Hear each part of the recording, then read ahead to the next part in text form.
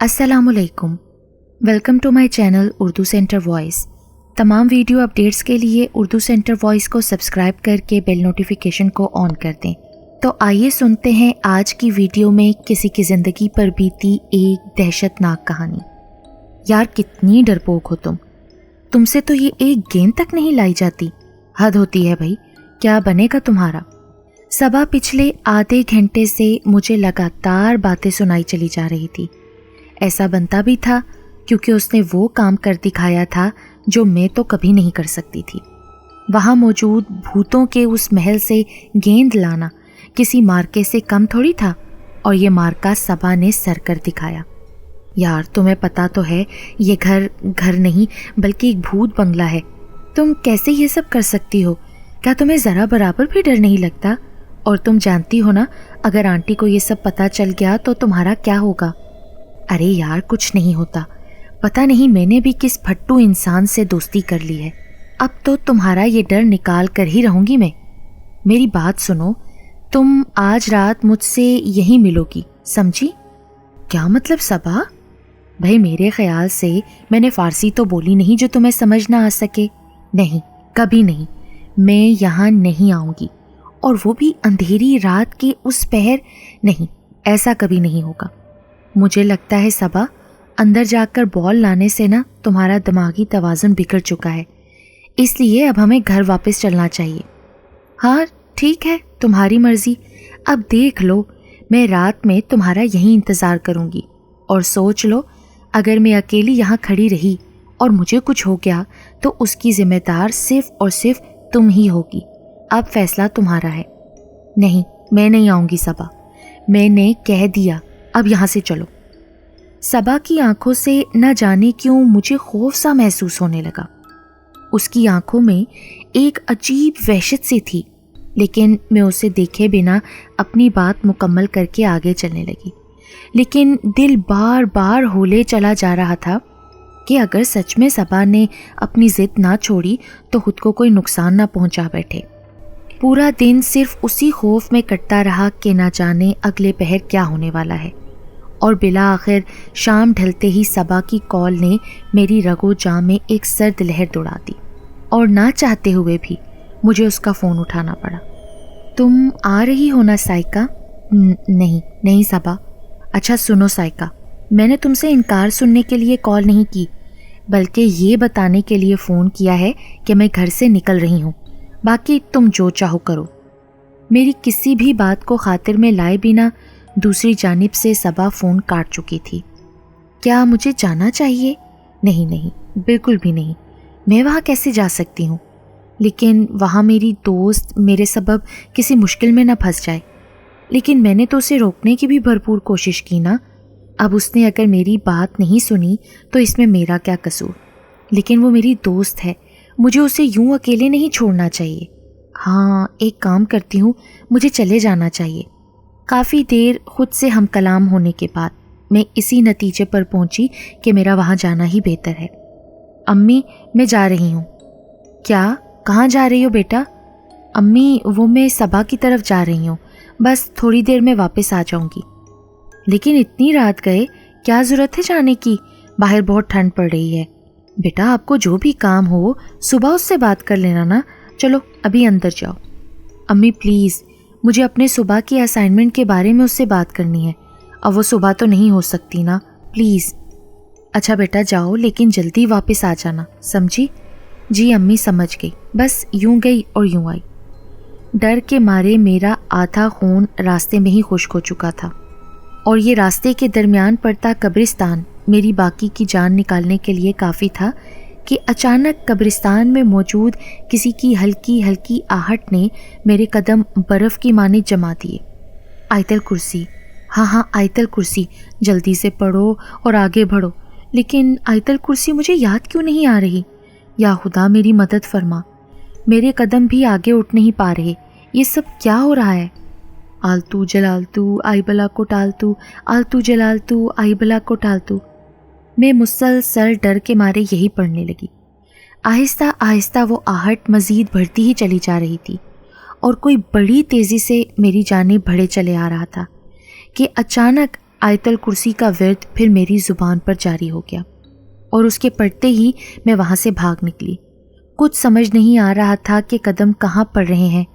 न जाने कितनी ही कब्रों को ठोकर मारते मैं भागी चली जा रही थी कि अचानक कब्रिस्तान के इख्तिताम पर मुझे वो घर दिखाई दिया। वही खौफनाक घर, भूत बंगला कि जो न जाने कब से बंद पड़ा था, लेकिन उसके दरवाजे पर ना तो कोई ताला मौजूद था और ना ही कोई चौकीदार। किसी की हिम्मत नहीं हो पाती थी कि वो उस खाली खुले मकान में कदम भी रख सके। मैं खुद ना जाने कैसे वहाँ तक पहुँच आई, मुझे खुद भी समझ नहीं आ रहा। बस सिर्फ अपनी दोस्त सबा का प्यार और उसकी ज़िद मुझे यहाँ खींच लाई थी। सबा, सबा कहाँ हो तुम? देखो मैं आ गई हूँ, प्लीज़ मुझे जवाब दो सबा। सबा प्लीज़ मुझे तंग मत करो, प्लीज़। देखो रात का इतना वक्त है, अम्मी से थोड़े से वक्त का कह कर आई हूँ, चलो जल्दी करो, बाहर आओ। ओह हाँ, मैं उसे कॉल करती हूँ, लेकिन मेरा फ़ोन, अरे अभी जेब में ही तो रखा था मेरा फ़ोन कहाँ चला गया? ओह खुदाया, अब मैं क्या करूँ? मेरा फ़ोन शायद कब्रिस्तान में ही कहीं गिर चुका था और अब सबा की तलाश में अंदर जाने के सिवा मेरे पास कोई चारा बाकी न था। लेकिन अब इस खंडर नुमा घर में जाने की हिम्मत मुझ में न थी। लेकिन अपनी जान से प्यारी दोस्त का ख्याल दिल में आते ही बिला आखिर कदम बढ़ाया। उस खंडर का दरवाज़ा मेरे छूने से ही खुल चुका था और अंदर जाते ही हर तरफ लटकते जाले, इधर से उधर उड़ते चमगादड़ और उनकी आवाज़ें उस माहौल को मज़ीद खौफनाक बनाए जा रही थीं कि अचानक मुझे फिर वही धीमी धीमी सी आहट महसूस होने लगी और इस बार वो आहट कुछ ज़्यादा तेज़ी से मेरी जानिब बढ़ती महसूस हुई।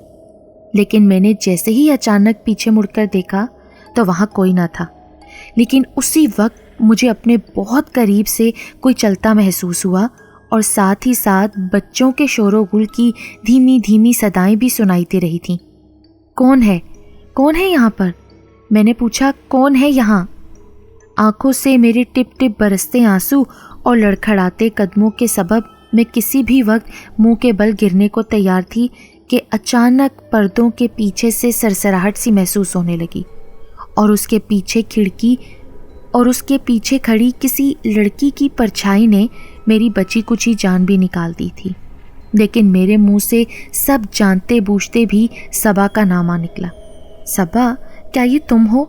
सबा, अगर ये तुम हो तो ये बहुत ही भोंडा मजाक है। हाँ, सुन रही हो ना सबा? अच्छा सबा, मैं जा रही हूँ, मुझे नहीं रुकना अब यहाँ।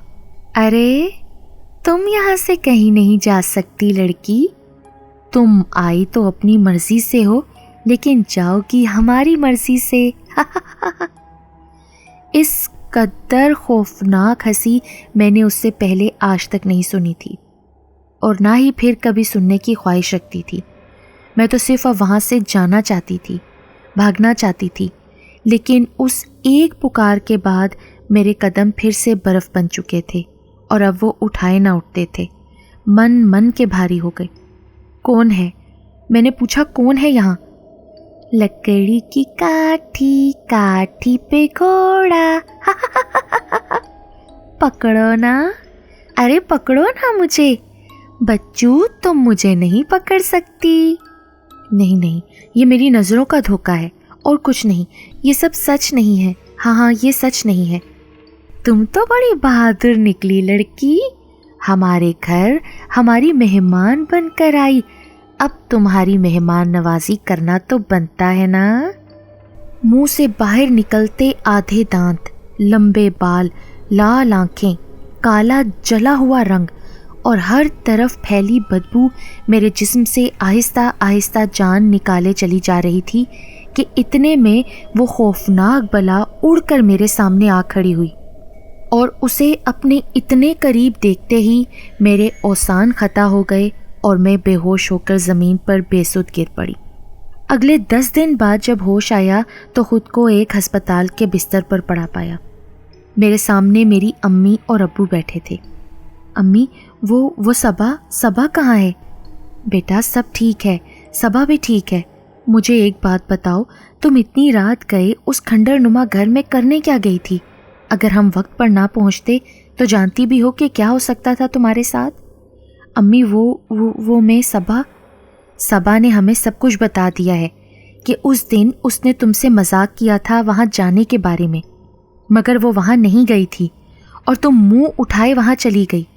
یہ تو بھلا ہو قبرستان کے گورکن بابا کا کہ انہوں نے تمہیں وہاں جاتے دیکھ لیا تھا اور ہمیں فوراً خبر کر دی کہ نہ جانے آپ کی بیٹی کہاں رات کے وقت چلی جا رہی ہے، ورنہ نہ جانے کیا ہوتا۔ تم اتنی لاپرواہ کیسے ہو سکتی ہو بیٹا؟ ماں کی ڈانٹ اس وقت مجھے ڈانٹ نہیں لگ رہی تھی، بلکہ مجھے تو یقین بھی نہیں ہو پا رہا تھا کہ میں اب تک زندہ ہوں۔ سب کچھ یاد آتے ہی خوف سے میں رونے لگی۔ میں اپنی امی کے ساتھ لپٹ گئی اور پھر میرا خوف جاتا رہا، اور جب صبا سے ملاقات ہوئی تو اس سے ملاقات کے بعد پتہ چلا کہ وہ اس رات وہاں نہیں گئی تھی، کیونکہ اسے یقین تھا کہ میں وہاں کبھی نہیں آؤں گی۔ لیکن اس کے اس ایک مذاق نے میری پوری زندگی بدل کر رکھ دی۔ نہ جانے کتنی راتوں تک وہ خوفناک منظر اور وہ خوفناک بلا میری نظروں کے سامنے گھومتی رہی۔ میری آنکھوں نے نہ جانے کتنے مہینوں تک یہ کالی خوفناک اندھیری راتیں جاگتی آنکھوں گزاری۔ پھر وہ شہر، وہ گھر، وہ علاقہ، اس حادثے کے بعد ہمارا سب کچھ بدل چکا تھا، پر نہیں بدلا تو میرے دل میں موجود وہ خوف جو کہ آج تک جب جب مجھے وہ واقعہ یاد آتا ہے تو میرے اوسان خطا کر دیتا ہے۔